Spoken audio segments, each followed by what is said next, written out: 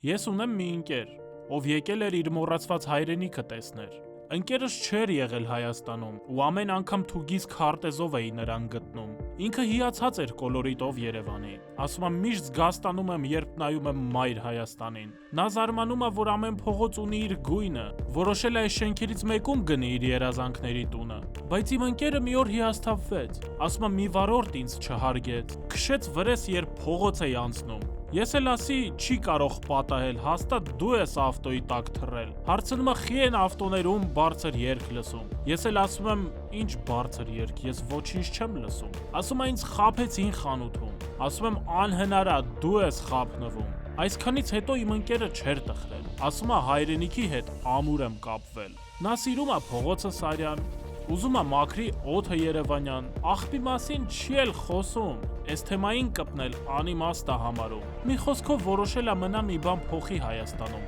իր ծննդավայր, մայր հայրենիքում։